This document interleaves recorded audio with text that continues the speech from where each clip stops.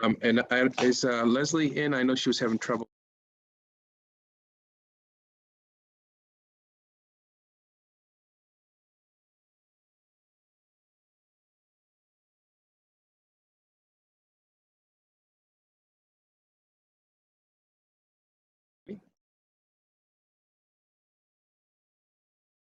Word for today is YouTube.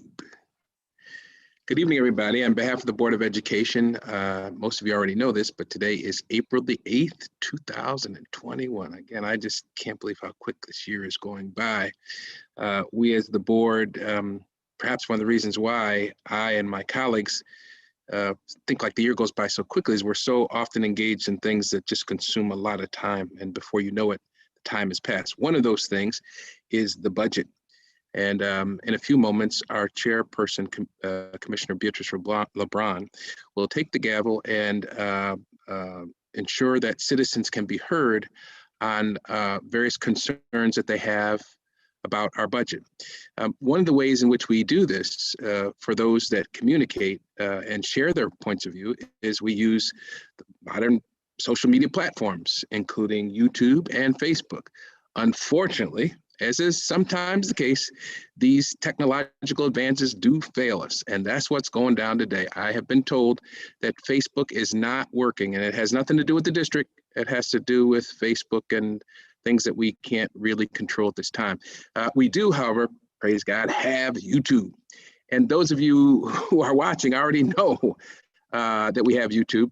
We're gonna try to make sure that our staff that are so diligent, so professional, so on top of things, make sure that people are aware when Facebook is available, and they will ensure that folks are able to watch on whatever social media platform is available. So without further ado, and unless my colleagues told me I missed something, we're going to turn the gavel over to Commissioner Beatrice LeBron, and she is going to invite people. I understand we had 41 people sign up, which is a good number of people want to speak about the budget. Commissioner LeBron, the gavel is yours. Thank you, President White. And Kalia, our board clerk, will be calling out the names in the order from students to parents, and then community members, and then staff. There was also some written feedback, and we will be posting that to the RCSD board. RCSD website, sorry, apologize, under www.rcsdk12.org/budget. That is where you will find a draft copy of the 21-22 budget, along with written comments that the community and parents and students have submitted if they didn't feel like speaking tonight. We do have 41 speakers. And just as a reminder, this is a public hearing scheduled for the school board to listen to our parents and students and community members. So we will not be responding to anything that is stated, but we will be listening, and some of us will be taking notes as well. So with that, Kalia, do you want to call on the first speaker? Sure, and I just want to, before I get started, let persons know about a few things.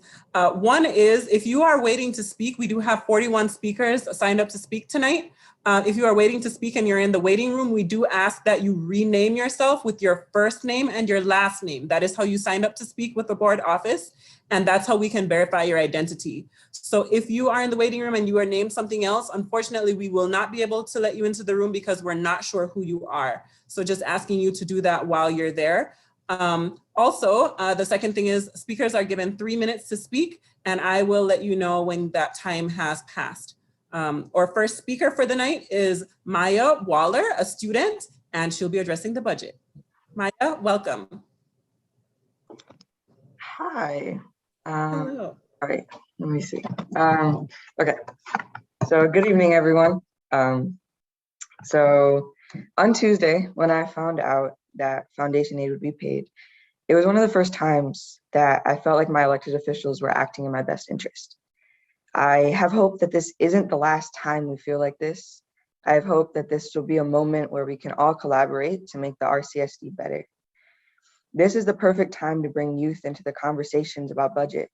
We have formulated demands for how this money should be invested. We have firsthand experience of what is and isn't working in our schools. In the next few years as a district, we will receive a lot of money.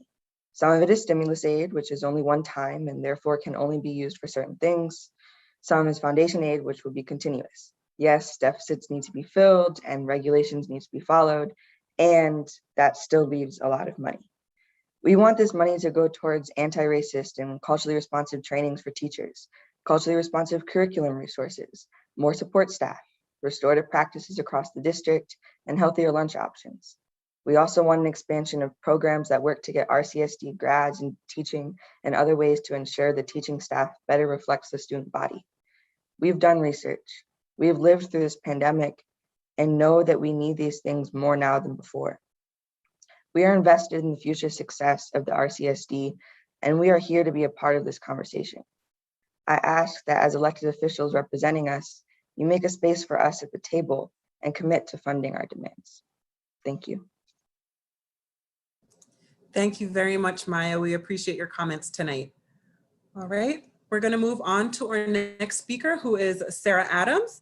Sarah is joining us in the Zoom room right now. Hi, Sarah, welcome.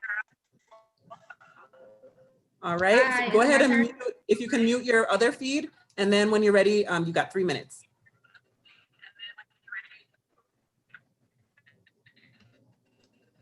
Okay. Hi everyone, my name is Sarah Adams. I'm a student at East High School, and I'm just so excited that we got our money, we got our foundation aid. I was literally last year in Albany and on the board in Albany, and we were fighting for our foundation aid, and now we have it. And I'm to be very careful about what we do with that money, and we got to make sure that whatever it gets spent on is in the best interest of the students. So for the stimulus money that's coming in, the one-time money, I know that's one time, so it's you can't do something that's you're gonna have to continue to fund. But I think one of the most important things for me is trainings for teachers, and that could look like so many different types of trainings, but I don't know how to say this other than a lot of teachers lack some communication skills. Like there's been multiple times where I've been in class or I've been in the hallway and the teacher has just approached me and said something, or approached one of my friends and said something that was just didn't have to come off like that. And it was just either offensive because it might have been racist, it might have just been offensive, it might have just, I don't know, rub them the wrong way. And I think that can be avoided if we give teachers the right trainings and teach them how to build better relationships with their students. And then one of the other things that I think is really important is broadening like the class opportunities. So like at East, for example, we have different career pathways and electives that some schools don't have, and some schools have dual credit classes that we don't have at East. And I think now that we've learned how to work virtually, I think we should try to figure out how we can offer more classes to different students at different schools. I don't know what funding would need to be put into that, but I definitely think that's something that's important to me. And yeah, I just also want to say that everything that the students are saying tonight, I really hope that y'all listen to it, because we know what we need. Like we know what we need better than anybody else. And I think it's super important that we're listened to. And I'm thankful that we have to be able to advocate for what we need. So thank you. Thanks so much, Sarah. We appreciate your comments tonight.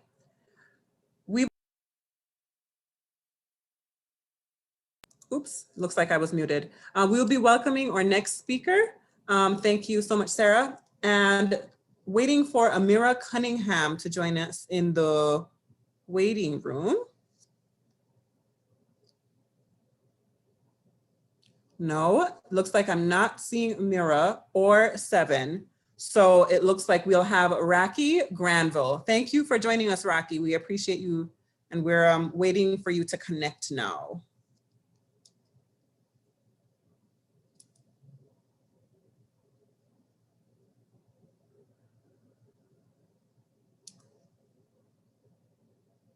So just waiting for audio for Rocky.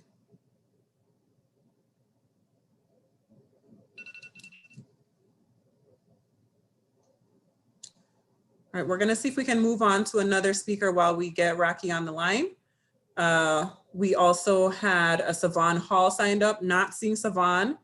So we will move on to the next speaker, Max Yamil.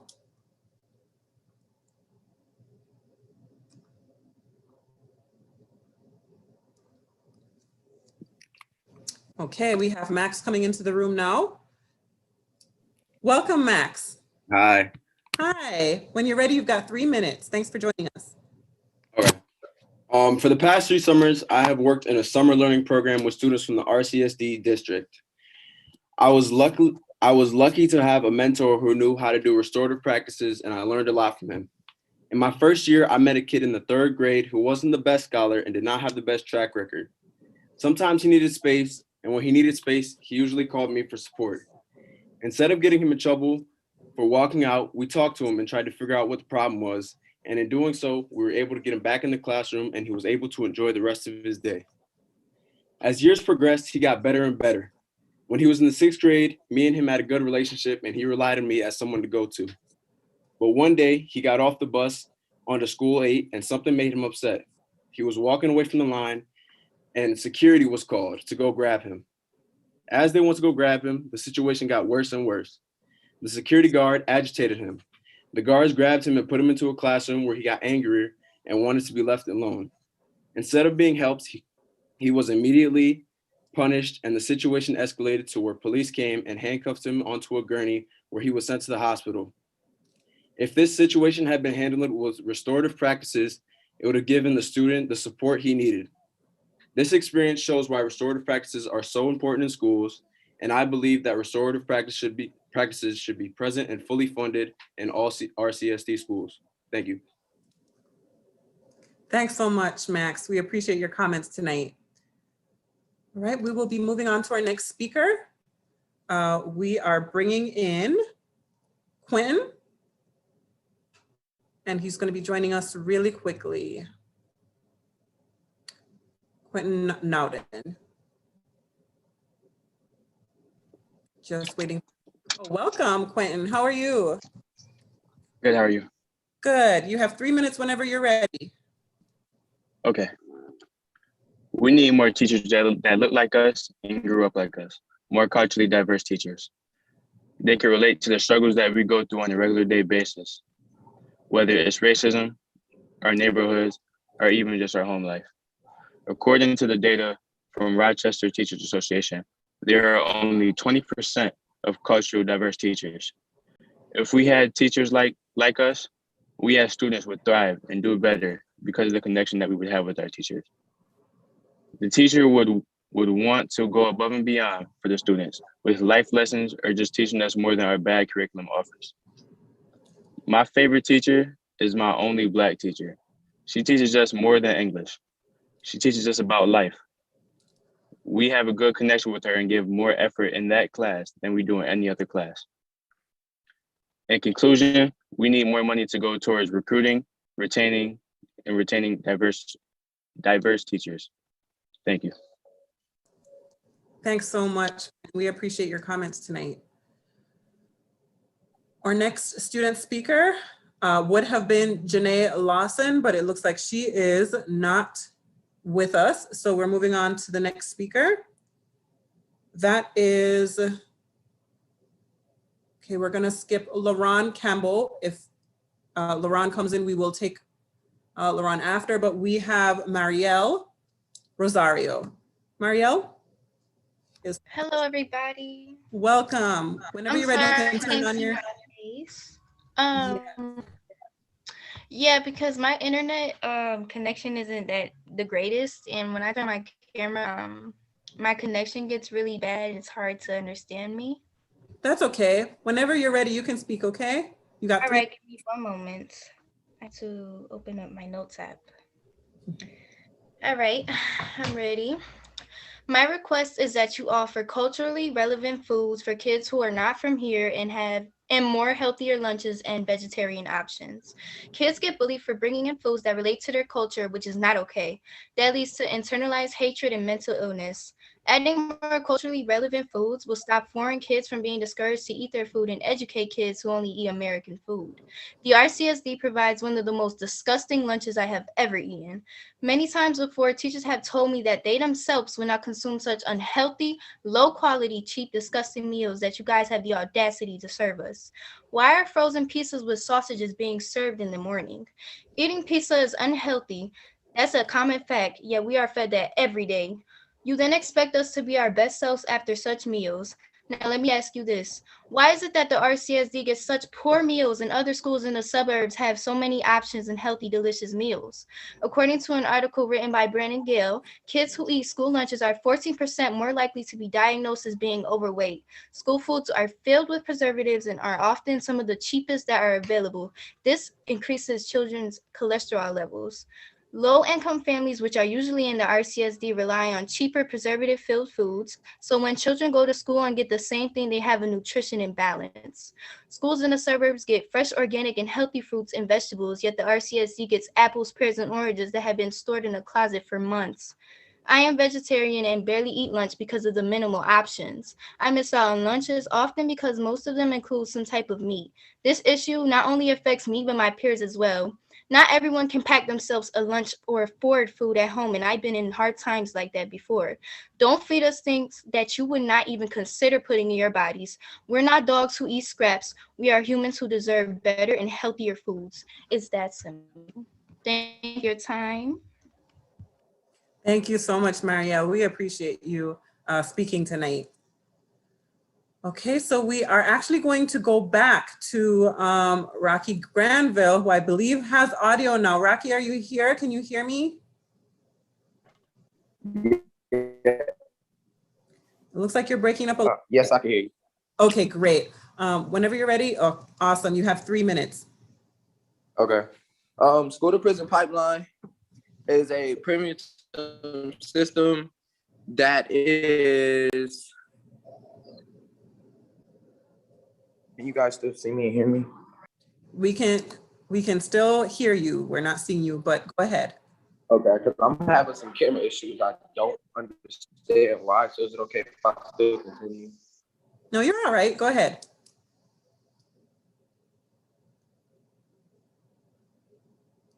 Rocky?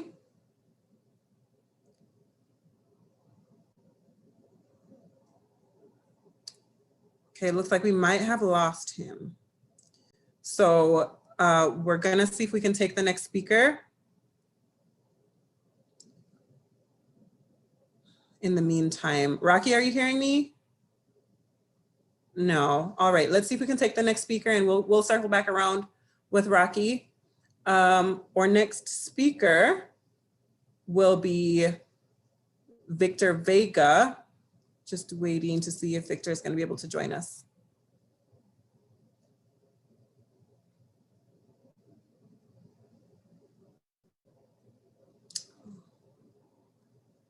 Actually, it looks like we might be able to get back Rocky from the waiting room.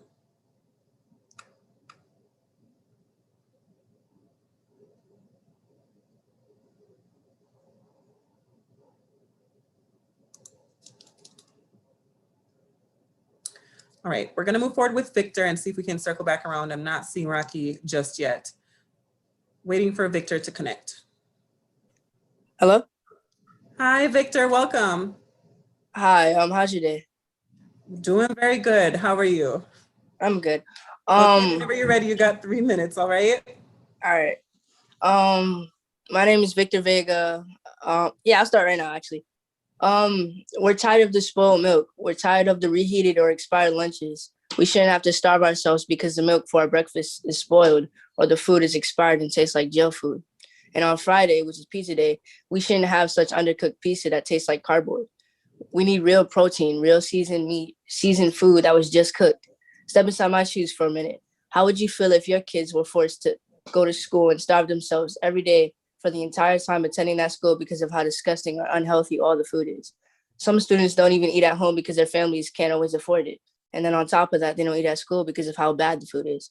A large amount of the food they say would give us energy never does because it actually makes us exhausted. And it's half the time very unhealthy. And it's so unseasoned or undercooked. just for the fact that it was reheated increases the chances on students' lives more unhealthy, which could lead to obesity. U.S. school cafeterias waste more food than those in other developed countries. A study in Sweden showed that plate waste in school cafeterias accounted for 23% of total waste food. In Italy, it was between 20 and 29. In Spain, it was about 30%. In this study, researchers found plate waste ranging from 27 to 53% of waste food.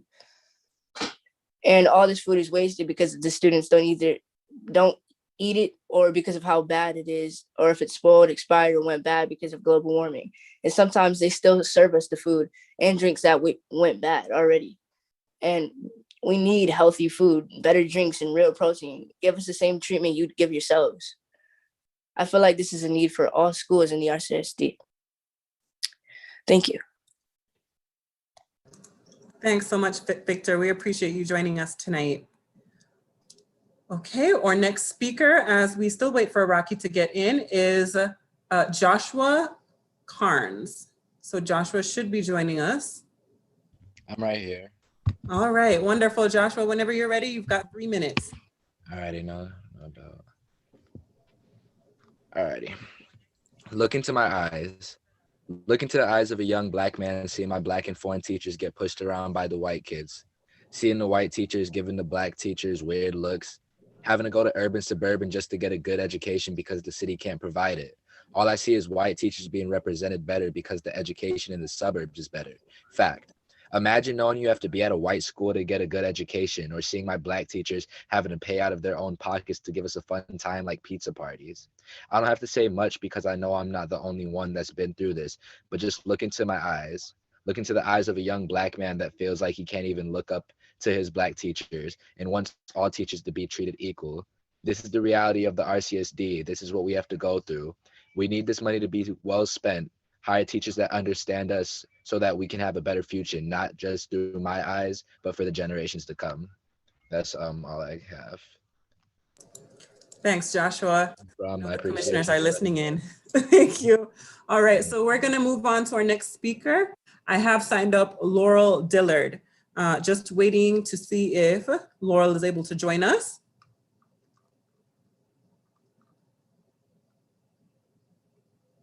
Yes, we do have Laurel, so just waiting for her to connect now.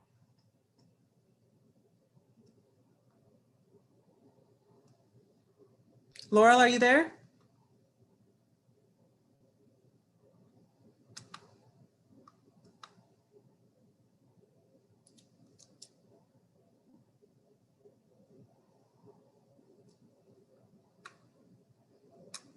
No, not seeing. It might be she's connecting slower. Just waiting for her to accept the audio.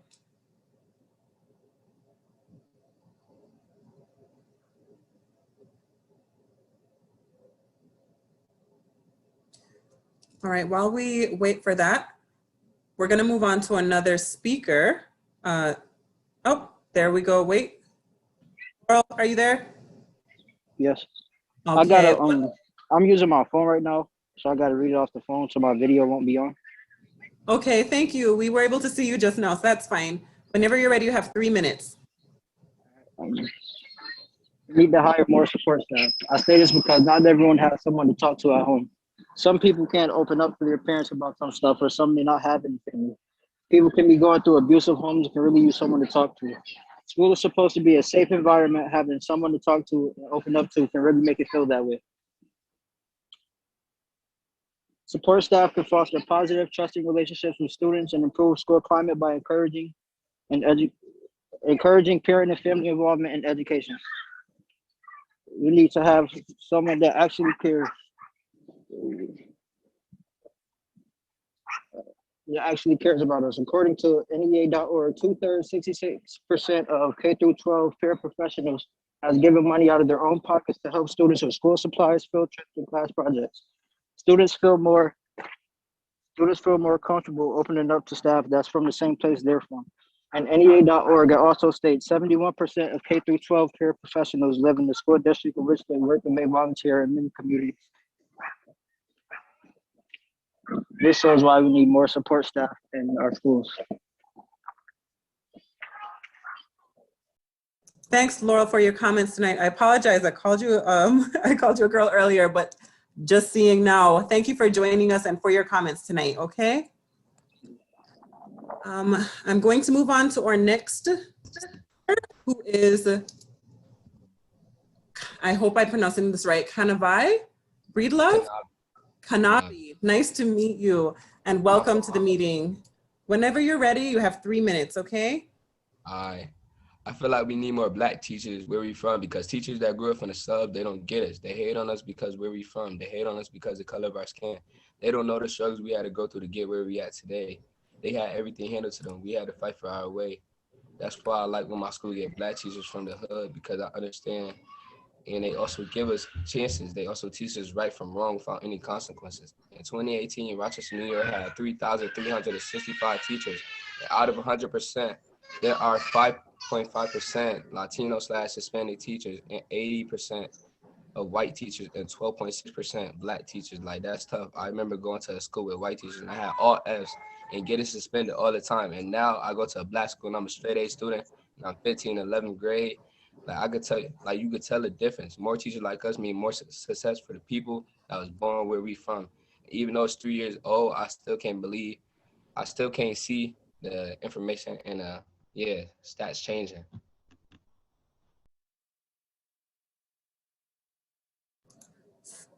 Kanavi, is that it? Yeah. Okay. All right. Well, thank you so much for joining us tonight and for your comments, okay? Okay. All right. I'm going to move on to our next speaker, who is, well, we were supposed to have Janier Davis, but we're going to move on to Marlena Sane. Marlena, are you with us? Hi. Hi, Marlena. Whenever you're ready, you have 3 minutes. Welcome. While growing up in the school district, I always thought that what was around me was normal until I went to visit the suburban schools and seen how their schools are really different for them than for us. They had better programs, better food, new technology. Their schools didn't look like prisons. They didn't have health code violations or cops sitting outside monitoring the kids every day. Their schools had support and opportunities and people who put money in the pockets of those who gave those schools such a privilege. While our schools were put at the bottom and the kids and teachers were tossed to the side to fend for themselves, the kids in our school district deserve to be acknowledged. They need to be given the same opportunities and given the same support because they are here too. The excuses need to stop. There's no time to pretend like this isn't an issue or to tell yourselves that you're doing enough because it's not enough. There's a chance for here and now to create a better future and present for these students, and it's not okay for them to grow up into a system they believe hates them. Thank you so much, Marlena. We appreciate your comments tonight. Okay, I am going to move on to the next speaker. That should be Ileana Mahoney, but we don't have her with us, so we're going to welcome Mary Callahan. Okay, and Mary Callahan is actually our first parent. Mary, welcome, and whenever you're ready, 3 minutes. Hi, thank you. Hi, I am the parent of a third grader at 58, a teacher and equity coach in Greece, and a co-chair for the Citizen Action Education Committee. Over many years, I have heard students and other advocates ask for diverse staffing, culturally responsive and anti-racist curriculum, restorative practices, mental health services, and teacher care, and are invested in meeting students' needs. And now, finally, money is coming in, and we can invest in that paradigm shift that is so necessary. Invest in meaningful programs to diversify and retain Black and Brown teaching and administrative staff. Students have some great ideas for this. Bring them into the conversation. Fully restore, refine, and expand the Rock Restorative Program, which was showing significant results. Invest at least $30 million to create a sustainable infrastructure with at least 20 coaches to provide district-wide support, training for staff and students, and functional tiered programming in every building. Ensure that when students come back after this traumatizing time, they have access to restorative and mental health services. Invest in teachers, paras, social workers, and psychologists. Invest in the replacement of outdated and often harmful curriculum with culturally responsive and ethnic studies. This should be an overhaul and should be done with students, families, equity educators, scholars, and community organizations. Invest in training for the largely white current teaching force. We were educated ourselves under a model of white supremacy and didn't learn how to best meet the needs of our diverse student body. This is actually an understatement. Teachers need consistent, long-term courses of study to learn how to become restorative practitioners and anti-racist in general, as well as to learn new curriculum and CRE pedagogy. At every turn, build into the infrastructure consistent collaboration with students, families, and community partnerships. All of this has been requested for years, and it is also outlined in the New York State Culturally Responsive Sustaining Framework, the Next Gen Standards, and Transformative Castle Standards. And there are models out there for all of this work. Invest in the research and faithful district-wide implementation. Now is the time. And I also just want to say much respect for the student speakers tonight. I hope you're listening closely and that you invite them into this work and listen to them as plans are made. Thank you. Thank you very much, Mary. We appreciate your comments tonight. We're going to move on to our next speaker, but before I do, I know that we have a few students who had missed their time slot. So as we see you in the waiting room, we will take you. But at this time, right now, I'm going to move on to our next parent speaker while we get that sorted, who is Ethan Wynn. Ethan, are you with us?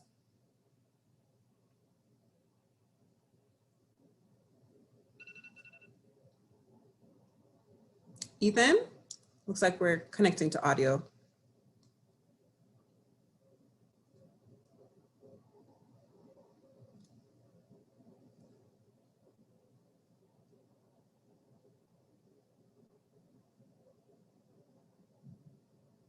All right, looks like we'll have to circle back around to Ethan. So at this time, going to ask Daniel Delahanty to enter the Zoom room. He's joining now.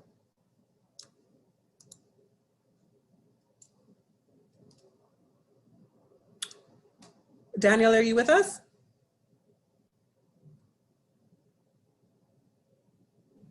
Yes. Wonderful. Whenever you're ready, please turn on your video and you have 3 minutes. Welcome to the Zoom room.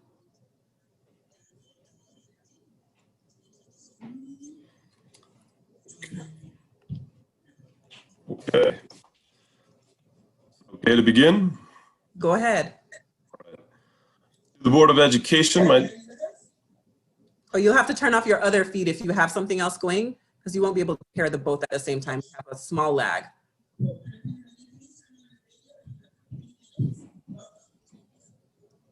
All right, I'm trying to figure out my other feed. So I think I'm okay to go.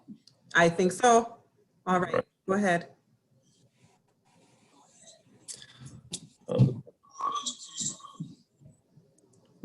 Nope, still hearing your echo. Right, I'm sorry. Just a moment, please. Sure. You have the YouTube open.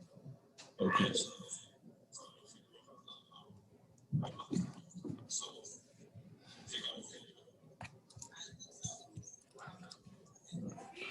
All right. You gotta close that. Okay. Thank you for being patient. My name is Daniel Delahanty, and I am a parent of 3 RCSD children. My input for this year's budget, hire as many elementary school teachers as possible. Recover the talent we let go last year. Then hire more social workers. Put more social workers in every building. Then hire more reading specialists. Next, hire multiple music and art teachers for each building. Hire more special education teachers. And please, take a look at the pay for our athletic coaches. The health of our children and commitment to their academic performance is dramatically improved by participation in athletics. Right now, we have city teachers coaching JV in the suburbs, earning double what a varsity coach earns in the city. Support our coaches so they can build programs that keep our kids healthy, academically committed, and connected to their school culture. We need more coaches, but the pay rate is keeping them away. And we are taking advantage of the coaches we currently have. And we are not providing enough athletic opportunities for our female students. Double the pay for athletic coaches. My natural tendency is to argue for more arts, music, and book learning. But once I saw the positive effect athletics had on my children during the pandemic, and then discovered what the coaches are paid, I had to advocate for our athletic coaches. Pay them more, pay them double, and reap the benefits of a richer student experience for our children. Thank you very much.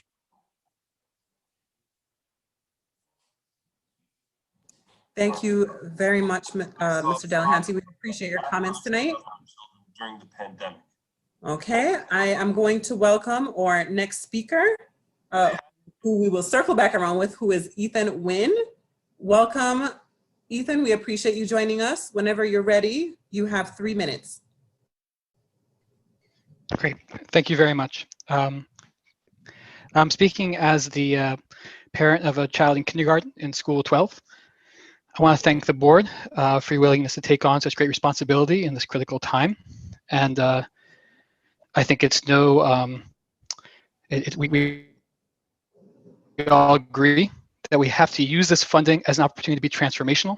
If we fail to change direction, I don't have to go into the dire consequences that potentially might be incurred, but there's no reason we should fail. We have the culture responsive sustaining education framework to guide us. We have community organizations supporting us, and we have one another who are active and dedicated. We have to empower, include, and center our student leaders in this critical work. We should use the one-time federal stimulus money to establish a foundation for addressing the systemic inequalities of race, country of origin, poverty that manifest in our schools. That means anti-racism, anti-bias training is for teachers and school leaders. It means investing in training about the culture responsive sustaining education framework for all school staff. It means investing in nutritious, locally, culturally responsive foods in our school. We have to invest, we should use the ongoing foundation aid to ensure our hiring is reflective of, inclusive of, and rooted in our city's communities. We need to invest in teacher recruitment programs for RCSD grads. We need to recruit and retain diverse, racially, ethnically, culturally, linguistic, diverse staff. And we have to increase the percentage of teachers who live within our city communities, within the city limits, connected to the communities that their students are a part of. We have to ensure equity in the treatments of all students through restorative practices and the cycles and end the cycles of discipline academic struggles that have plagued our schools. That means substantially investing in restorative practices training for all school staff. We want $30 million towards restorative practices over the next 4 years, with $10 million each year for the next 2 years, perhaps going down to $5 million for the following 2 years. We need to hire more support staff. And finally, we have to change direction regarding our COVID planning. We need to overhaul the district's approach to including parents and students in decision-making, and make a comprehensive plan that ensures all students can go back to school in the fall responsibly. Parents and students need to be part of these decision-making processes at the most fundamental level, beyond just hearings and info share sessions. This is our moment. If we succeed, we'll make a path that districts around the country can follow. Please be bold, be transformative, don't falter, and let us know how we can help. Thank you very much, Mr. Wynn. We appreciate your comments tonight. I'm going to welcome our next speaker. Unfortunately, we do not have Madeline Peralta with us, so we will welcome Mary Adams. Mary should be joining us now.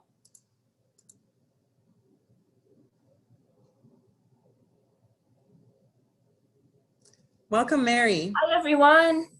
Hello. You all have such a great opportunity. I'm so excited for you all. This is really historic, the breakthroughs in resources. But what I want to talk about, I want to echo the parents, Mary Callahan, and I think it was Mr. Wynn who just spoke, in terms of the focus on really elevating what our students tell us year after year about the importance of seeing themselves in the curriculum, seeing themselves in their teachers. They want learning that is relevant to them. So I really want to hold up that you have the ability now to move forward finally with serious, full throttle processes to establish excellence with respect to culturally responsive, sustaining education in every grade level, in every subject, including linguistic excellence. I use that term culturally responsive sustaining to highlight the New York State Department of Education's recent framework by that name. Have you all looked at that? Thumbs up or no? Board members? Check it out, please, please, please. This guidance was written by true experts in the field, including Dr. Gloria Ladson-Billings and many other true experts, not gimmicky experts, not fake experts. What a difference a few years makes, right? When I served on the school board, the early deputies in the Vargas administration, we have to be honest and straightforward. Those early deputies chose to strictly align with the NYSED provided, the New York State Education Department provided resources for implementing Common Core standards, even though they could have chosen to implement the standards with far better materials and strategies like suburban and rural districts did. Tens of millions of dollars, I'm going to do the calculation, I didn't have time. Tens of millions of dollars were spent sending large numbers of staff to Albany. This was like 2012, 2013, to get programmed. Yes, they got programmed in highly scripted and poor quality curriculum packages. They were implementing trainings and supervising a mechanically paced district-wide Common Core schedule. Like to the minute, chiefs were going in and like with their clipboards, seeing whether people in elementary, kindergarten classrooms were like timed appropriately with their script and their whiteboard and their, you know, their technology. It was shameful. The K2 package was E.D. Hirsch's Core Knowledge, which is developmentally inappropriate and Eurocentric. I dare say it's white supremacist. If people know E.D. Hirsch's work, it is not acceptable. It's harmful. The damage from that egregious era in RCSD teaching and learning, particularly in some of our literacy programs, continues. RCSD added to the harm in recent years by purchasing more Eurocentric commercial reading packages, this time by Pearson. It is wrong, it is bad, and it must go. Thanks to the leadership of people like Chancellor Betty Rosa and Regent Lester Young, we can align with NYSED's guidance now. Instead of having to rail against it and fight tooth and nail and roll boulders up hills, we can align with what New York State is offering us. Mary? Yeah. So sorry, your time is up. But, no. But if you'd like, you can submit your comments in writing because it does look like you're reading. So I'll take those to the board email. I have 5 actionable steps. I'm sending them. Thank you. Thank you all. Have fun with the resources. All right, we are going to move on to our next speaker, who is Kilolo Moyo White. Kilolo is joining us now.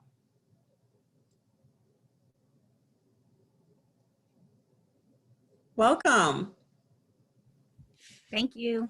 Of course, Good you have evening, 3 minutes everyone. whenever you're ready. Okay, thank you. Good evening, everyone. My name is Kilolo Moyo White, and I am a parent leader. I wanted to start off just by thanking Dr. Leslie Meyer-Smalls and the entire administrators, teachers, and staff that have moved in an intentional manner to place the voice and concerns of parents and families as a priority and not an afterthought this year. But I want to uplift a quiet storm that I believe is brewing under the surface. The impact of this storm will have upon this community is not necessarily in the foreseeable future for many of us, but it will absolutely impact and touch the lives of our children. What storm am I speaking of, you might ask? I'm talking about the storm within the 9th grade student in RCSD that may be secretly identified as twice exceptional, but is struggling to fight suicidal urges because they just want to be seen. I'm talking about the storm that is brewing within the 10th grade RCS student that is expected to support a entire household of younger brothers and sisters in ensuring that they may arrive to school safely for hybrid learning while they are forced to be in remote with very little support, 5 different teachers expecting 5 assignments every day and holding a weekend job at Wegmans for his own savings. As educators and youth advocates, many of us all know all too well these types of stories of adversity and resilience that many of our students have experienced. And now more than ever, we must be committed to making budgetary and policy decisions that are going to address learning loss, re-engaging scholars, high school students that have withdrawn and moved away from school, and ultimately really establishing new guidelines and expectations for teaching and learning in the RCSD. I'm really interested in knowing, how does this budget address the needs of young adults and preparing them for a future beyond something as rudimentary as Wegmans employment? I appreciate the opportunity to understand what the schedule looks like next year, but we really, as parents, really need to know, how is the school district going to address learning loss and helping to support our students in that way. Thank you so much for listening to me this. Thank you, Ms. Moya White. We appreciate you taking the time out to speak tonight. We are going to move to our next speaker, who is Vicki Robertson, or second to last parent. So Vicki is joining us now.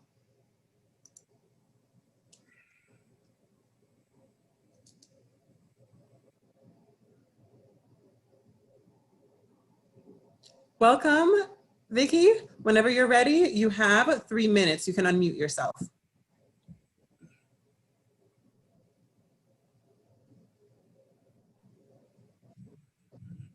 Looks okay. There we go. Got there. Okay. Hello. My name is Vicki Robertson. I have spoken at so many of these meetings. I'm a parent in the RCSD. My youngest is a junior at Wilson High School. So I have been coming to these meetings for many years, and usually I'm here fighting to restore funding or battling against budget cuts and things like that. It's just so exciting that this year we have funding. We have money from the pandemic, the one-time money, and also the foundation aid. What an incredible opportunity.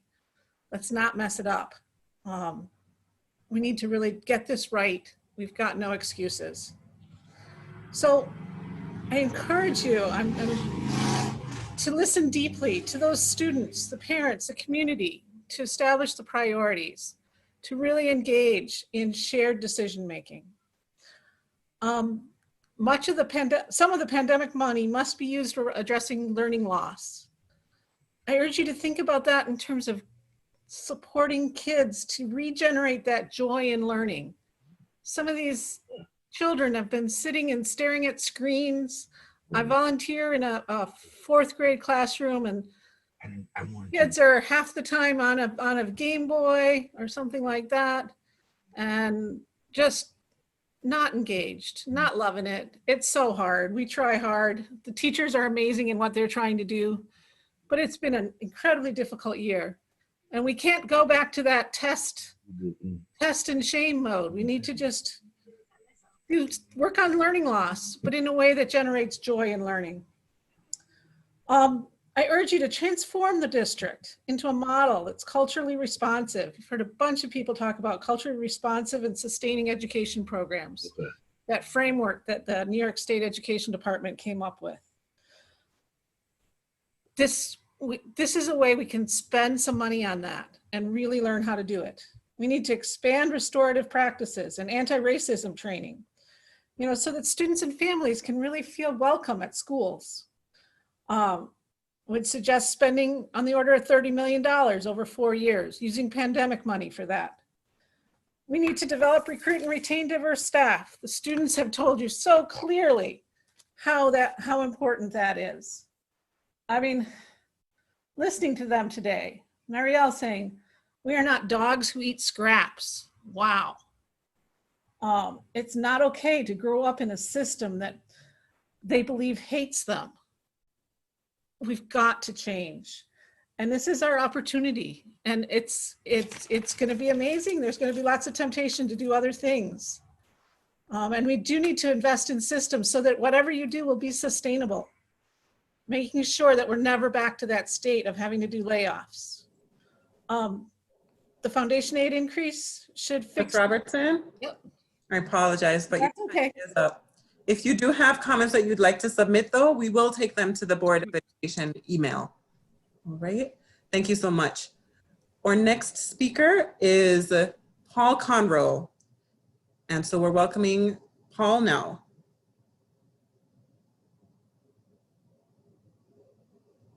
Paul, are you there?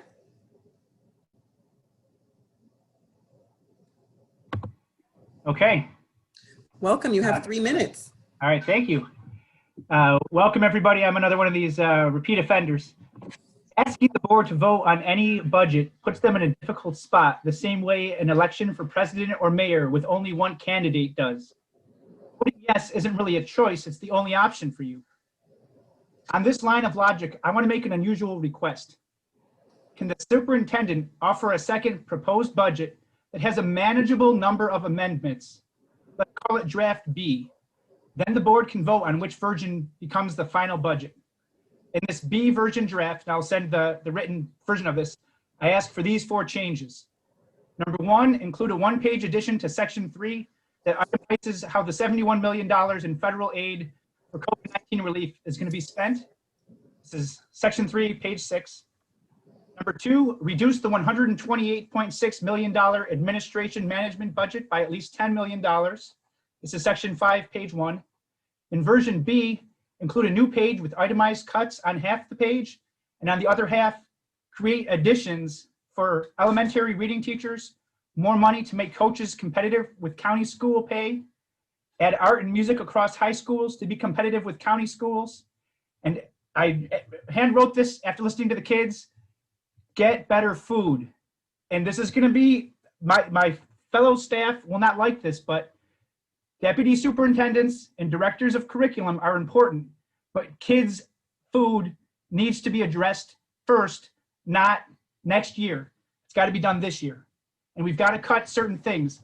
And I argue we cut staff at central office, not staff at schools.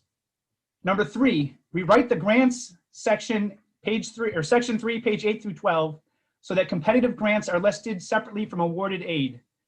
For example, the $500,000 grant that I manage for the optics pipeline is awarded by the state. It is not competitive. The money is given and I get it either way. I would like to see how this grants department performs year over year, bringing in, I hope, millions of additional dollars in competitive grants. 4th, lastly, attach the detailed staffing documents for each school in section 4 that has been included in the past 6 years' budgets. These are the details that give parents insights into their child's school's planned staffing additions and reductions. I think those detailed documents for each school in section 4 provides the most useful part of the budget to most parents, especially at the elementary level. Please consider this novel request as a way to give the board a way to act in a more deliberate, responsive, and democratic way. Thank you. Thank you very much, Mr. Conroe. We appreciate you joining us tonight. If you can also send that via email, because yes. I know the list there, I know you appreciate that. Yes, I'm going to welcome our next speaker, who is Eamon Scanlon. Welcome, Eamon, welcome. We have 3 minutes. Thank you. Good evening. My name is Eamon Scanlon, the Education Policy Director at the Children's Agenda, also a parent of an incoming preschool student. The 2021-22 RCSD budget, draft budget, is a jumping off point for a complete reimagining of education in our city. This district has won a once-in-a-lifetime opportunity to spend hundreds of millions of additional dollars and make permanent changes through fully funded foundation aid. The recently passed New York State budget includes $80 million in unanticipated state revenue, and the American Rescue Plan includes $197 million for RCSD, none of which is included in the draft budget. Between the additional state revenue and the American Rescue Plan, RCSD could reasonably spend $100 million more in next year's budget than is currently allocated. This is great news, but our question is, how will we decide as a school community to spend this money? The deadline to adopt the budget is only a month away. Right now, the current budget does not include specific position code summaries. We do not know something as simple as the number of kindergarten teachers or social workers in this budget. We must have radical transparency with so little time left to make such important decisions. One decision is obvious. This money is an opportunity to become a truly restorative district. That would take a minimum of $30 million invested over the next 4 years, $10 million for next year and the year after that, and $5 million each year after that. This would pay for a robust rock restorative team of 20 coaches, up from the current 6, money for professional development and training contracts with outside agencies, and stipends and funding for school-based staff to own the implementation of restorative practices in their buildings, district-wide. Other large investments should be made in culturally relevant and responsive curriculum and pedagogy, nutritious and flavorful school meals for all, and additional social emotional supports. There must be a clear plan to reopen schools fully as soon as possible with academic interventions for learning loss that include additional instruction time through extended school year and targeted tutoring programs available to all students. Special education and multilingual education must be brought not only into legal compliance, but receive the funding to truly thrive. This is also the time to tackle the structural deficit through a long-term plan for declining enrollment, a reasonable district footprint, and equity across buildings. The plan for RCSD to post its plan with community feedback on how the American Rescue Plan money will be used is July 1st, only 84 days away. It's time to have concrete plans with dollar figures attached to them. It's time to be radically transparent and collaborative. Big changes require big investments. Now is the time to become a restorative district and so much more. Thank you. Thanks so much, Eamon. We appreciate your comments tonight. And I just want to let everyone know that if you have spoken and you have comments that you've written and want the board to have those, please be sure to send those to the board email. We're going to move to our next speaker, who is Jalil Mutakin, and Jalil is joining us now.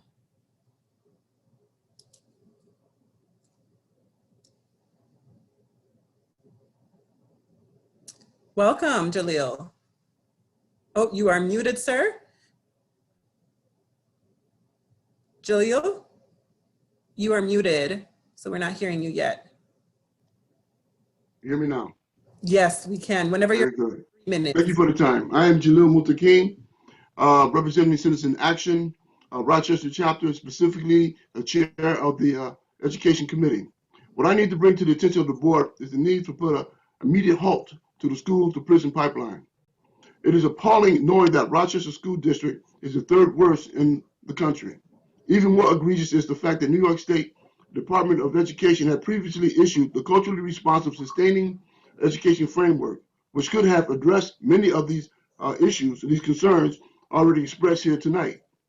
The failing of RCSD to implement the framework is not only cruel and heartless, it is demented in many respects. It's criminal simply because RCSD did little to mitigate against the socioeconomic and conditions that led to the declining school attendance and graduation rates. So what happens when the education system fails not only the student's body, but the community at large? It feeds the school to prison pipeline.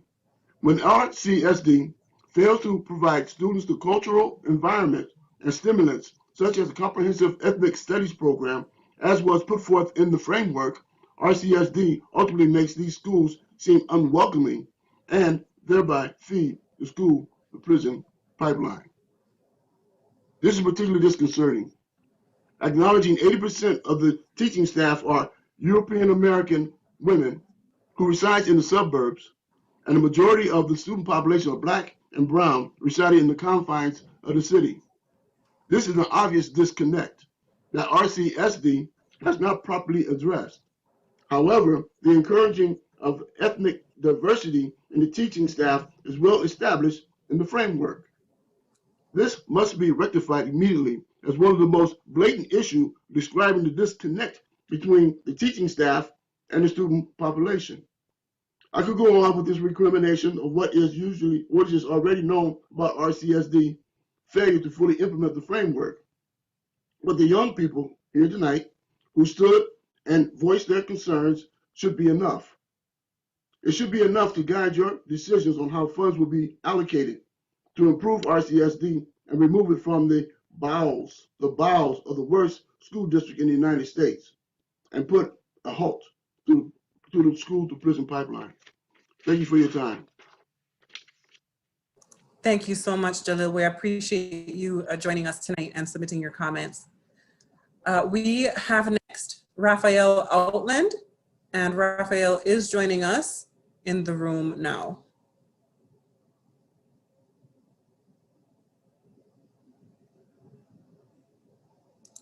Raphael?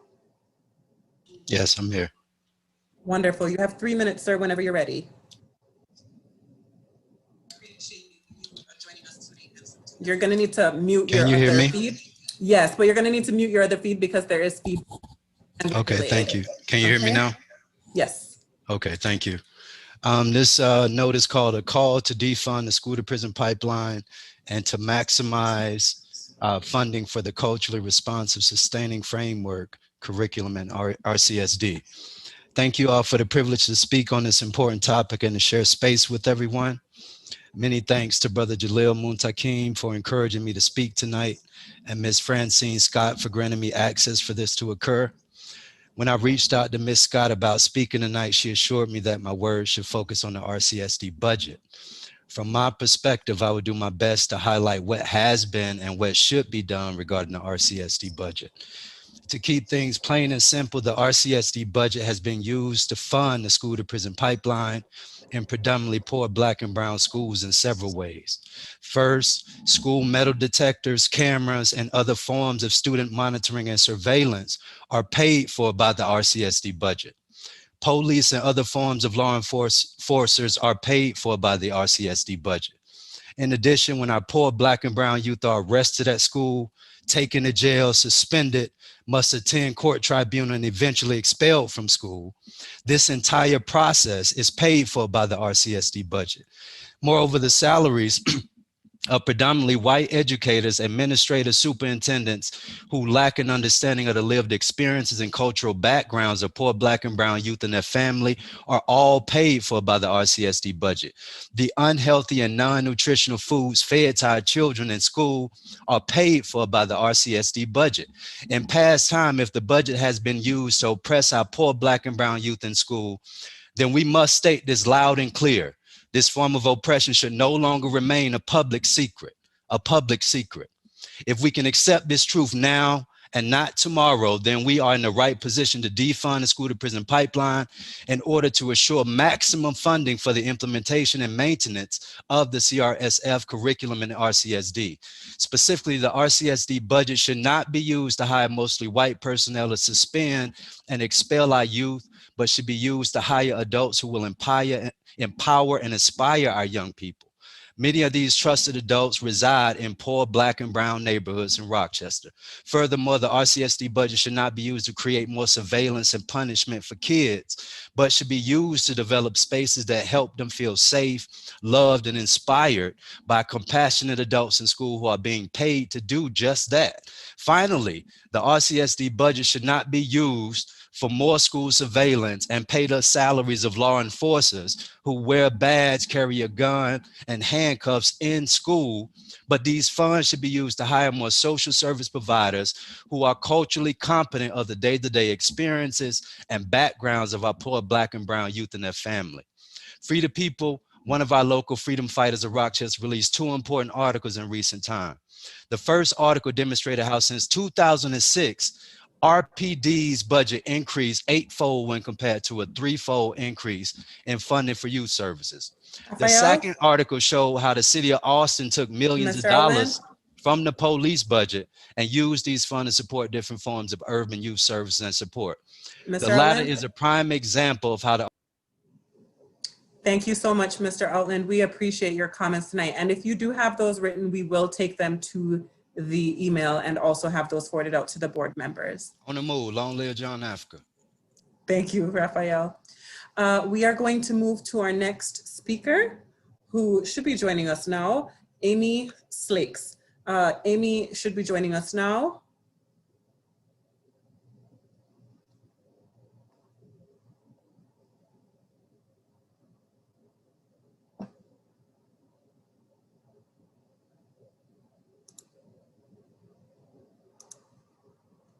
We're just waiting on her to join with audio.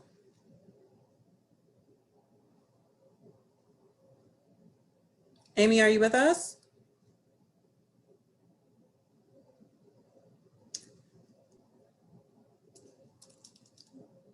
Doesn't appear that we have Amy with us. So I'm going to call Pia Mahler into the room, who is joining now.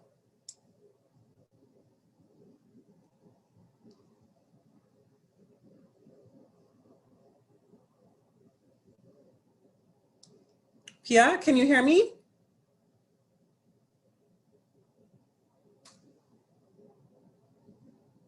Pia? Okay, there you are. Whenever you're ready. Can you hear me? Minutes. Yes, I can hear you now. Go ahead. Excellent.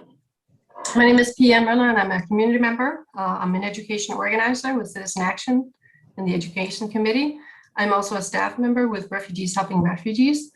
I want to take a moment to just thank all the students who spoke tonight, who signed on to one more Zoom after all these many months of Google Classrooms. It just shows how much they care about their education, how much is at stake for them, and how much responsibility they're willing to take, not just for their own education, but for that of their sisters and brothers and everyone in the district. Listen to these teens. They have not just attitude, they also have leadership. We need to listen to them.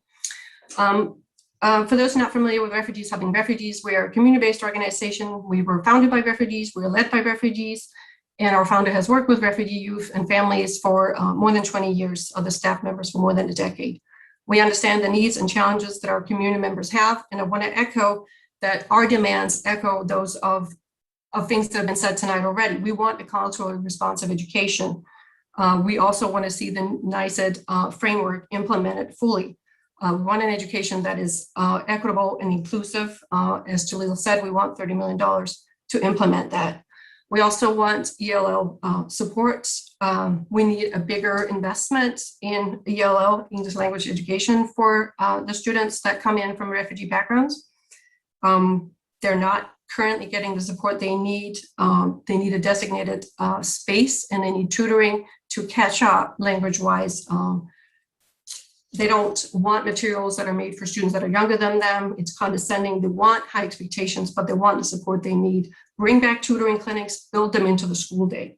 We want the ongoing professional development for teachers and staff. We cannot implement the culturally responsive education framework without that. We need anti-racist training.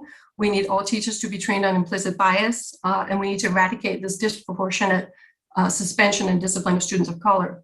We need teachers to be trained in a range of tools and restorative practices, restore, rock restorative, and all this needs to be district-wide. It can't be a sprinkling here and there. There needs to be accountability, and it needs to be ongoing.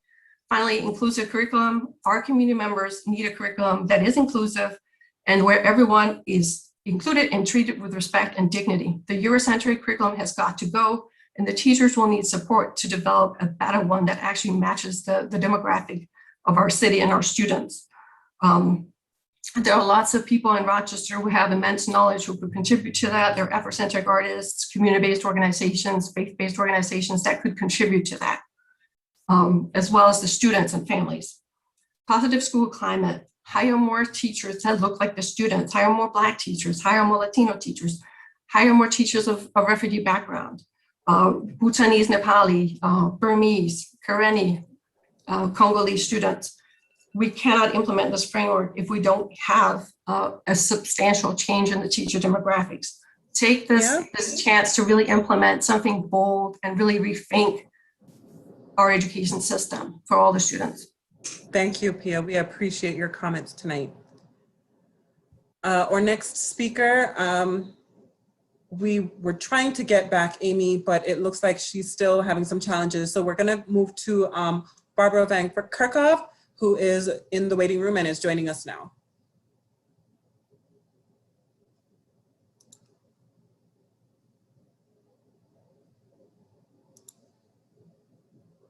Barbara?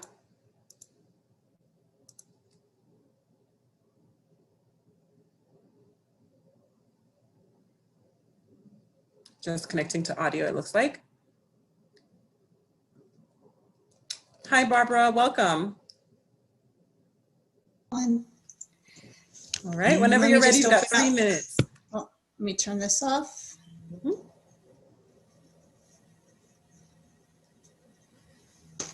Okay, I'm just getting my document here.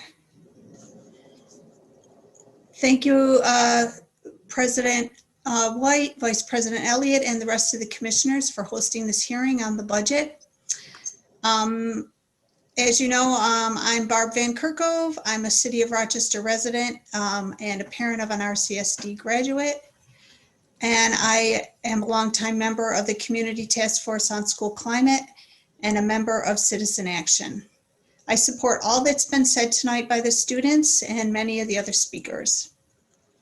And I urge you to heed the call from this community tonight and develop and pass a budget in partnership with the school community that uses significant portions of the federal stimulus money and the $40 billion in state foundation aid to bring the vision of a restorative district substantially closer to fruition. This can be done. You've heard all of this already, so I'm going to say it again, just so it really gets in there. You can use the federal stimulus money to train teachers and school security officers in restorative practices and to support them until they are fully trained, hire restorative practitioners, bring back Rock Restorative to be in the schools and provide coaching to staff as they continue to practice what they are learning. Provide anti-racism and anti-bias training for all school staff. Another way to use the federal stimulus money is to implement culturally responsive and educational programs to ensure that students and educators feel welcomed and supported. And as part of this, you can include money to train teachers in culturally responsive curriculum and infusing culturally responsive practices in all they teach and do. It shouldn't be just a one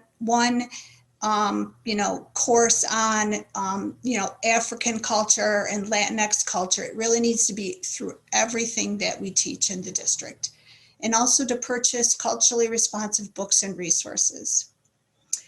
As for the state foundation aid, I urge you to use that to recruit and retain racially, ethnically, culturally, linguistically diverse staff. And some of the ways that this could be done is to support the RCSD paraprofessionals, the majority of whom live in the city, and a lot of them look like our students, in getting their teaching degrees. That's a really good pipeline to get teachers that look like our students and understand our students. And expand East High's Teaching and Learning Institute to other schools, and then recruit more students to participate in that program so that they can graduate and come back and teach in the district. Another way to use state foundation aid is to hire additional school social workers, psychologists, and other staff to provide social emotional support and address trauma. And as you've heard, you don't need to reinvent the wheel. Most of all, if not all of these recommendations are part of the New York State Ed Department's Culturally Responsive Sustaining Education Framework. So I urge the board to incorporate the recommendations we are making here tonight in this coming year's budget and use this really great opportunity of this additional aid to make our district a truly restorative district where teachers love to teach and students love to learn. Thank you. Thank you, Barb. We appreciate your comments tonight.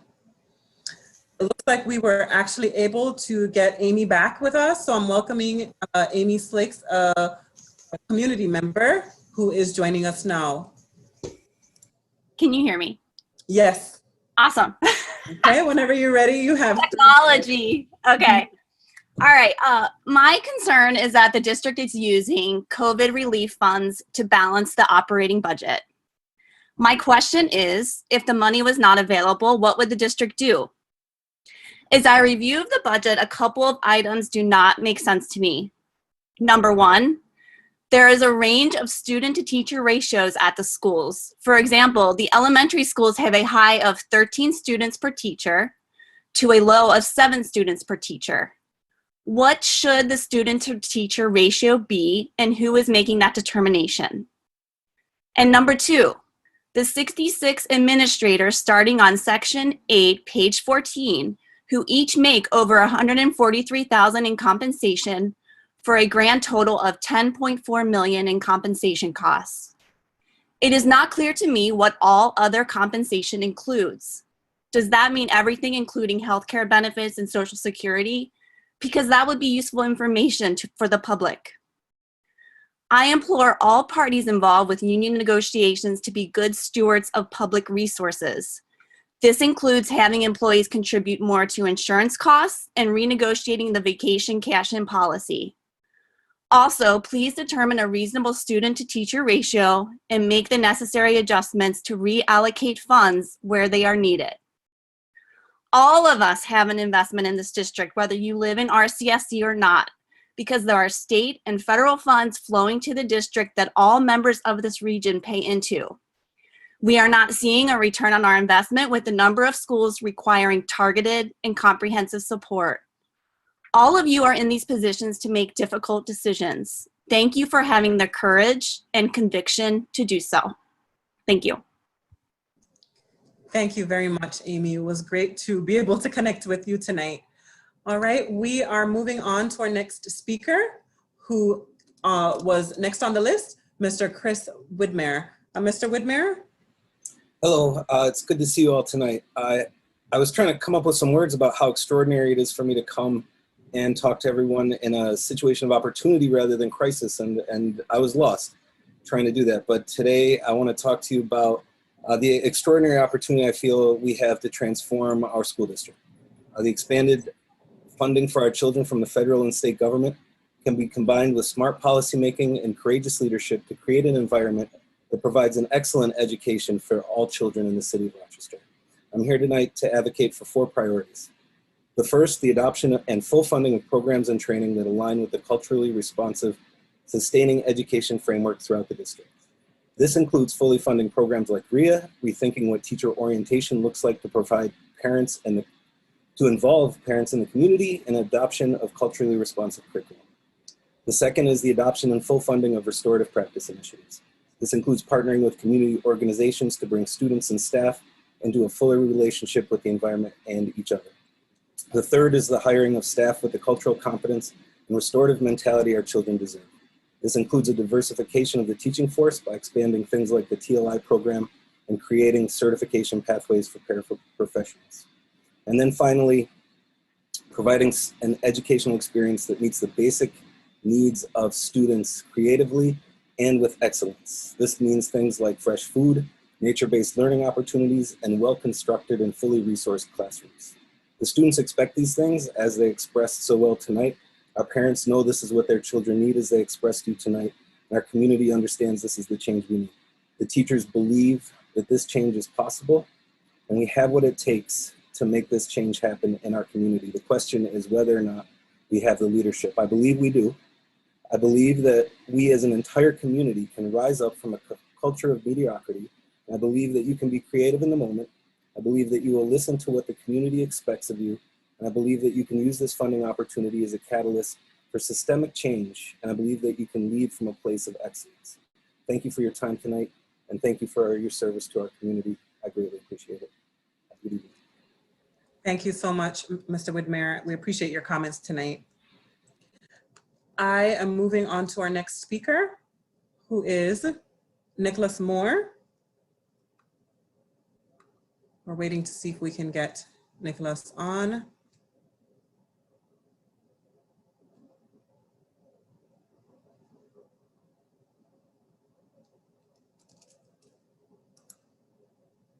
Just connecting to audio now, it looks like.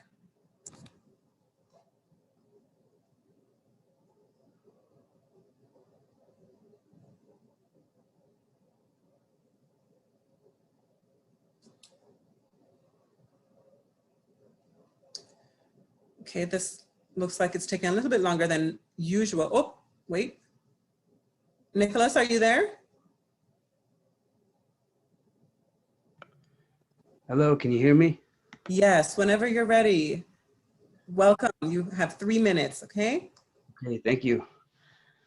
I'm Nick. I sit on the Education Committee at Citizen Action, and I've worked as a restorative practitioner for about 5 years as a help zone support, facilitator of trainings, and consultant on district-wide implementation.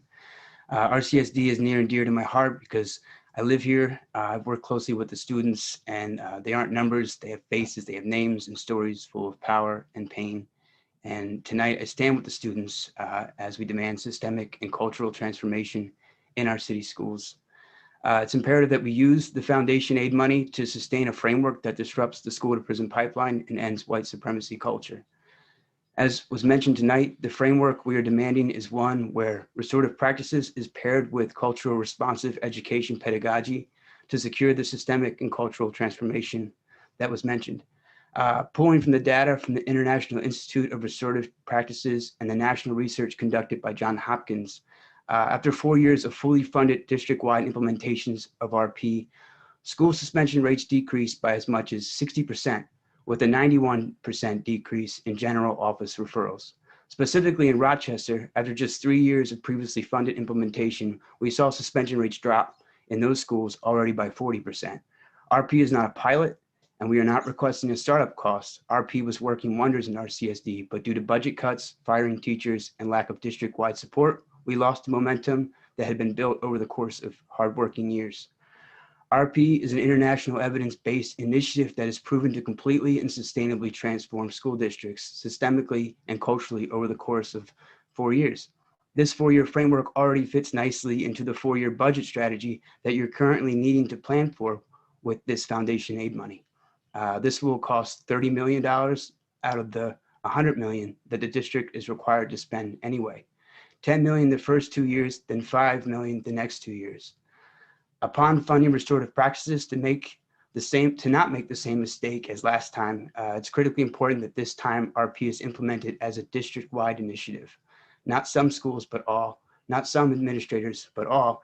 And not just some teachers, but every one of them, needing equal access and consistent access to training and to secure a cultural mindset shift away from punitive white supremacy values to restorative cultural responsiveness ones. This way, every student in our district experiences a relationship-based school community that is anti-racist and affirms each and every one that their lives and stories matter and are deeply valued members in their community. During this budget hearing, it's been made clear that the parents, the community, and most importantly, what the students demand. This is the accountability we want to see inform your leadership. And as you know, your role is to model leadership that represents the voice of the people. And here we are. The way the district spends the money will reflect its values. And please join us in these shared values that we've communicated clearly. We are the third worst district in this giant country. And with this money, we can finally change the course of systemic Mr. Moore? Deeply rooted in Rochester. Apologize. Thank you. Your time is up, but if you have written comments, we will take them to the same email you signed up to speak on. Okay? Thank you. Thank you very much. We have a Gail Harrison signed up to speak, but she's not in the waiting room. So I'm going to welcome Lisa Hoyt, the last community member who is addressing the board tonight. Lisa, can you hear me? Yes, there you go.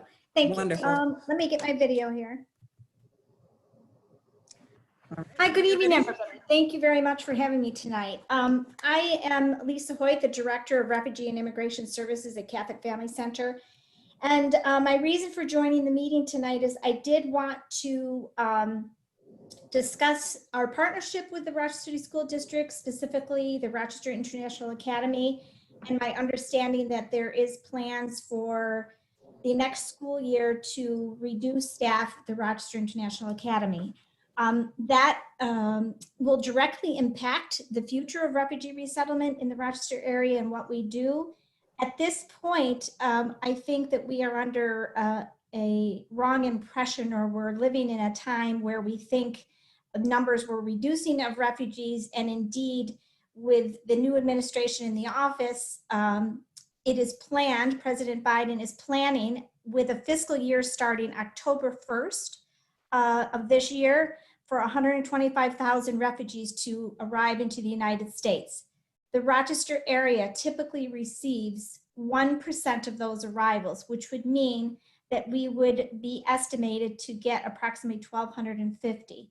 I have data that goes back a number of years that we consistently match the 1% of what the number was. For instance, the last year that President Obama was in office and we resettled 110,000 refugees in the United States, the Catholic Family Center resettled 1,181.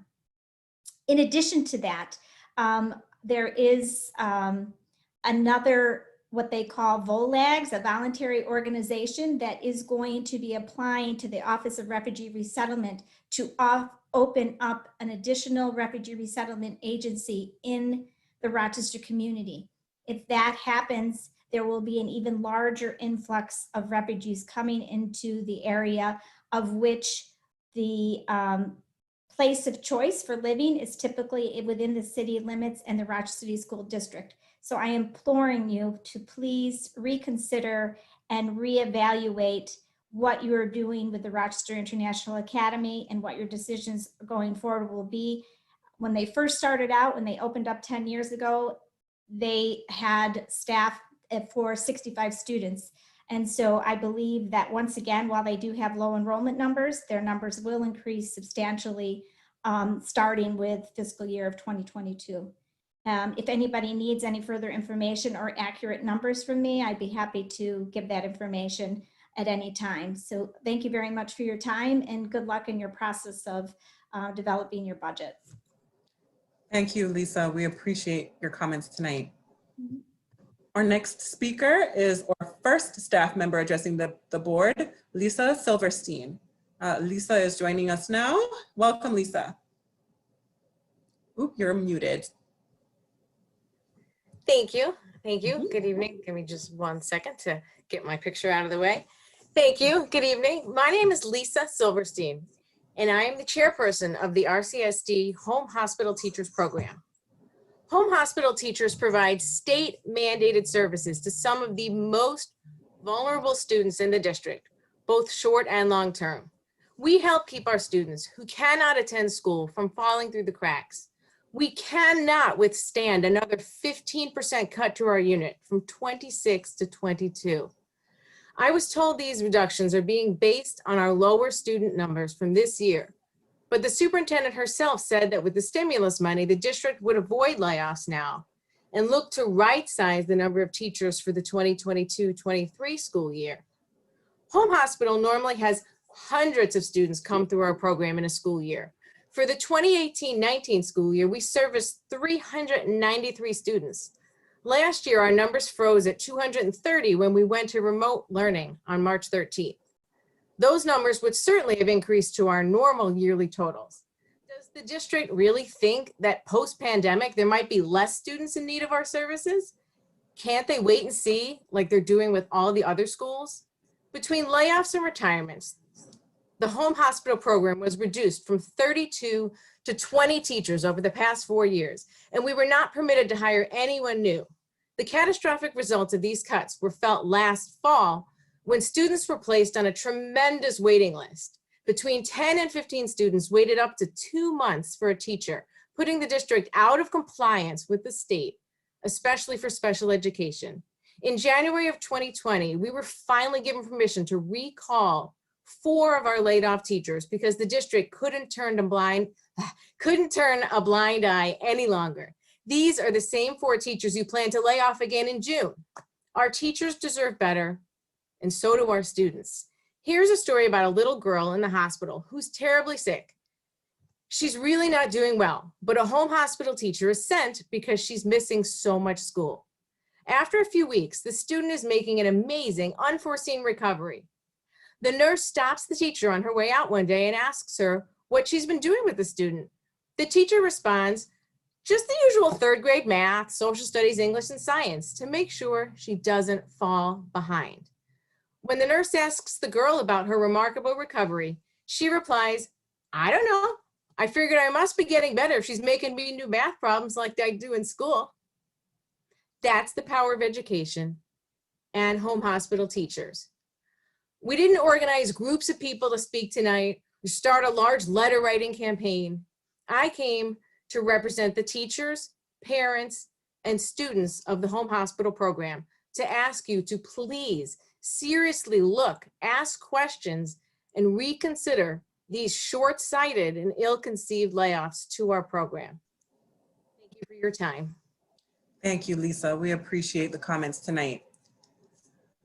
Our next speaker, Claire Labrosa, looks like she left the waiting room, so we are going to move on to Mary Andrikolich Montesano. Mary is joining us now.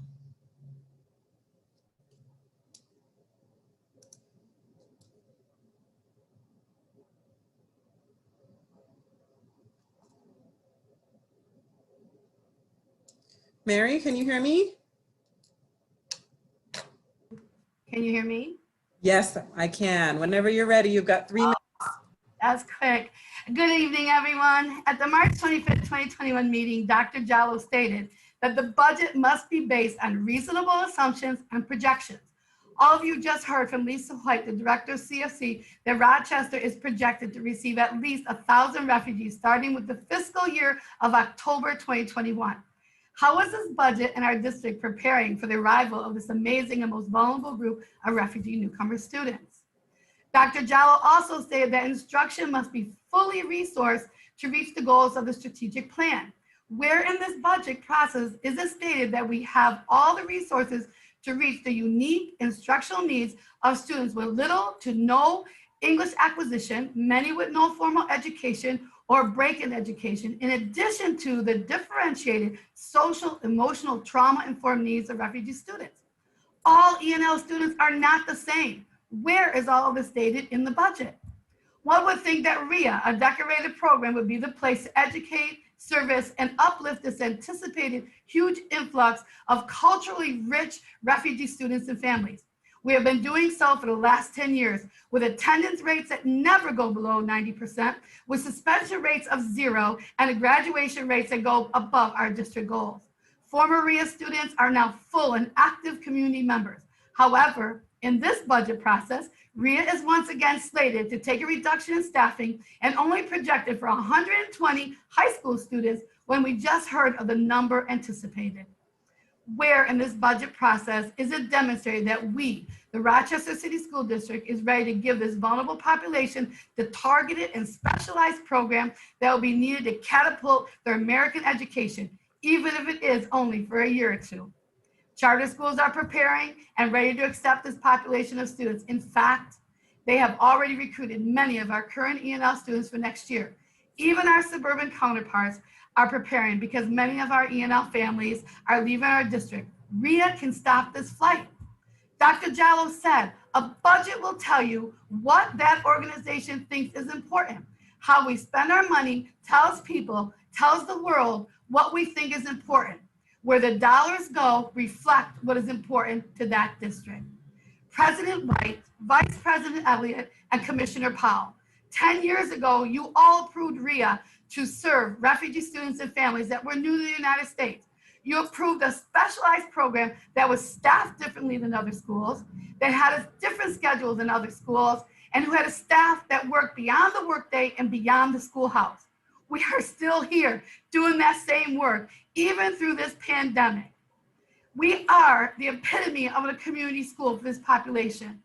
RCSD board, Dr. Meyer-Small, please show the world via the budget that refugee, newcomer students and families are important. Please do not reduce the staff at RIA. Instead, show the world that we are ready with open arms to accept the refugee population that will be seeking a new home in our district, in our city, in our country. Asante sana, na'amini, namaste. Thank you, Mary. We appreciate you. We are going to move to our last speaker, who is Carla Carey. Carla is joining us now.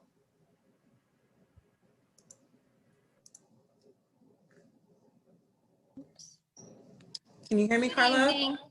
Yep. All right, whenever you're ready, you have. Thank you. I'm Carla Carey from School 19, and I'm here today to specifically talk about addressing learning loss next year and the year after that. But before I begin my comments, I did want to just express my support for the many speakers who spoke about this additional funding as an opportunity to develop and implement anti-racist curriculum and pedagogy, the restorative practices, high quality lunches. All of these things are so important. And I feel like for the first time ever since I've been here, since 2001, we actually have an opportunity to do these things and to do them well. As far as addressing learning loss, you know, especially now that we've been back in person, and you know we are seeing the learning loss, you know, that students have experienced, and I'm feeling, and I think the teachers are feeling, a sense of urgency around this and having a good plan moving forward for next year so that we can catch students back up. I feel like we have this window of time, you know, within 2 years, we need to get them back up to where, you know, they need to be so that they are not experiencing lifelong consequences from you know, their not being in school, you know, or fully in school. So a couple points that I wanted to make regarding addressing the learning loss and having a good plan for this. The first one was, you know, that at least 20% of this additional federal funding is supposed to go towards addressing student learning loss, but this has been described as kind of a minimal bar. And knowing and seeing how the pandemic has hit Rochester City School students harder in terms of learning loss than lower needs districts, many of whom had more in-person learning time and less obstacles to online learning. It's my hope that we would, in our budgeting for this money, put more than 20%, dedicate more than that number towards learning loss. One thought, the suggestion that I had for mitigating some learning loss would be to extend the school day by 30 to 40 minutes. That little bit of additional time for the whole district, for, you know, every single school, just extra time can be then embedded into the school day for additional intervention for students, small group instruction that is specifically targeting their learning needs. I feel like that's much more effective than after school programs that often, you know, the regular teacher is not teaching that program, or there's not support in there. I apologize, your time is up. But okay. Like, you have additional comments, so we encourage you to submit those as well in writing. Okay, all right, I will do that. Thank you very, very much. Thank you. Of course, Commissioner LeBron, that does end the speakers portion of the meeting. I didn't know if you had any additional comments. No, I just want to thank all of our scholars and parents and community members that came out today to share their voices and their, you know, just give their feedback, really. I do think, you know, as we move towards next steps, I just want to put it out there that we have not received the money just yet. But when we get more information, certainly we will communicate to this community that timeline. And certainly I will work with the superintendent to look for opportunities to have a community input on those dollars as well. But we are still learning more about that process. So I just want to share that with folks. But I do thank everyone for coming out tonight and just really taking time out of your schedule on a beautiful April Thursday evening. And you could be anywhere else and you chose to be here to use your voice and uplift for all students and families in the Rochester City School District. So with that said, Commissioner LeBron, I know that Commissioner Powell had her hand up. I think she has a comment as well. Okay. Thank you. I would just want to add to your remarks. Thanks, Commissioner LeBron, and uplift the students and how articulate they were. I don't know if anybody else noticed it, but one of the students was rhyming their remarks. It was a rap. I was just like, rock it, man. So I just want to say thank you. I don't know. It crossed my mind it might even have been a class project for public speaking, but whether the students were invited or compelled to by teachers, I don't care. They did a great job. I was glad to hear from them. Thank you. Yeah, our scholars did amazing tonight. So thank you all again. And with that, it concludes the 21-22 budget hearing, and the next budget deliberation, just as a reminder, is April 20th at the Financial Committee of the Whole. Have a good night, everyone.